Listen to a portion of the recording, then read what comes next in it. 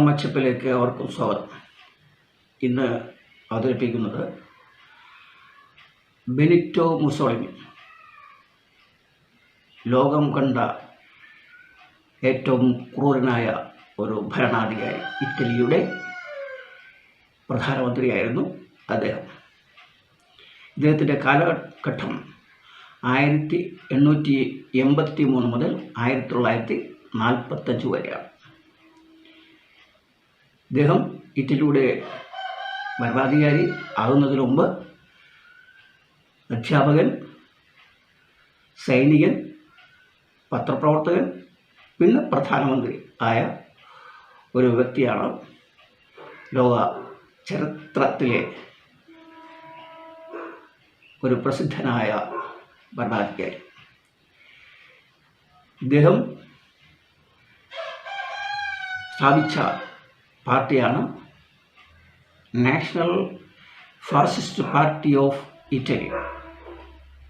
National fascist party of Italy.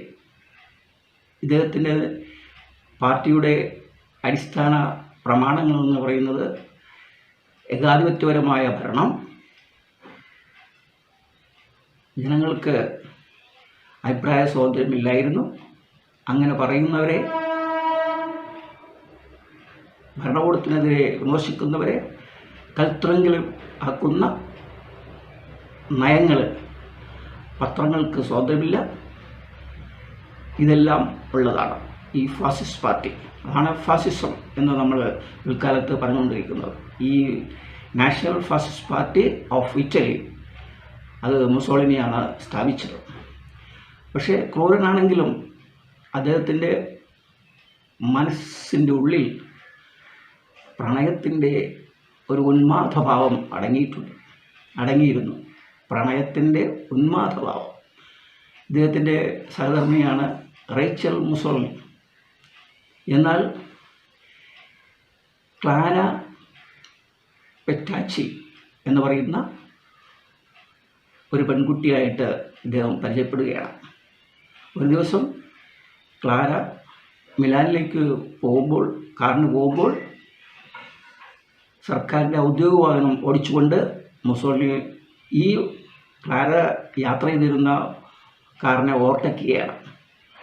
അപ്പോൾ overtake ചെയ്തു പോകുന്ന ആ വാഹനത്തിലിരിക്കുന്ന മുസോളിനെ കണ്ടപ്പോൾ അവൾ സാർ സാർ എന്ന് ഉറക്കെ വിളിച്ചു. ഇതാരാണ് ഉറക്കെ വിളിക്കുന്നത് എന്ന് നോക്കി വണ്ടി അവിടെ നിർത്തി മുസോളിനി തിരിച്ചു വരികയാണ്. വന്നപ്പോൾ ഈ പെൺകുട്ടിയാണ് ക്ലാര. ക്ലാരയ്ക്കന്ന് 20 വയസ്സാണ്. ക്ലാര പറഞ്ഞു, സാറിന് ഞാൻ എൻ്റെ 8ാം വയസ്സ് മുതൽ ഞാൻ കത്തെഴുതുകയാണ്, ഒരു പ്രതികരണം ഉണ്ടായില്ല.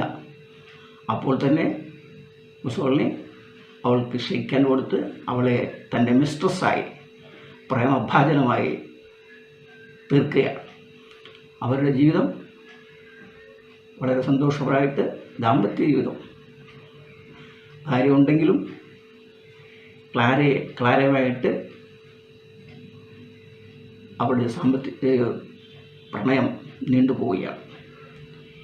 ഇങ്ങനെ ഇരിക്കുമ്പോഴാണ് 2ാം ലോകമഹായുദ്ധം പൊട്ടിപ്പുറപ്പെടുന്നത്. സഖ്യകക്ഷികൾ ഇറ്റലിയെ ആക്രമിക്കുന്നു. ഇറ്റലി, ജർമ്മനി, ജപ്പാൻ, ഇവരാണ് അച്ചുതണ്ട് ശക്തികൾ, ആക്സിസ് പവേഴ്സ്. അവർ പറഞ്ഞതെന്താണ്? ഇറ്റലിയാവുന്ന അച്ചുതണ്ടിൽ ഈ ലോകത്തിലെ സകല രാജ്യങ്ങളും കറങ്ങും എന്നാണ് പറഞ്ഞത്. നിയന്ത്രിക്കുന്നത് ഇറ്റലി ആയിരിക്കും എന്നുള്ളതാണ്. പക്ഷേ സഖ്യകക്ഷികൾ, അമേരിക്ക ഉൾപ്പെടെയുള്ള കക്ഷികൾ ഇറ്റലിയെ വീഴ്ത്തുകയാണ്. ആ സമയത്ത് ബെനിറ്റോ മുസോളിനിയും ക്ലാരയും കൂടി പോവുകയാണ്, ജർമ്മനിലേക്ക് ഒളിച്ചോടുകയാണ്.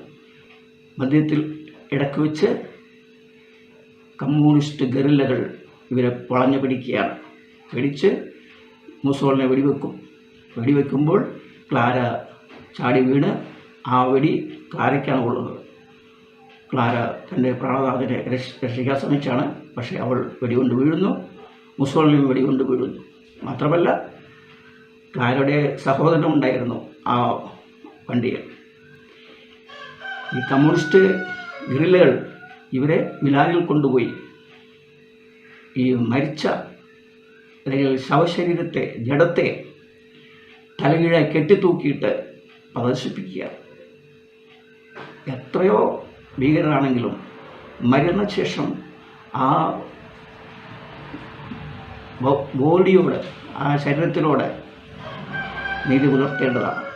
അത് ഈ കമ്മ്യൂണിസ്റ്റ് ഗറില്ലകൾ അന്ന് അത് പാലിച്ചില്ല എന്നുള്ളത്. ഇതാണ് ഒരു ഏകാധിപതിയുടെ, ഒരു ക്രൂരനായ ഭരണാധികാരിയുടെ അന്ത്യം. Benito Mussolini. നന്ദി, നമസ്കാരം.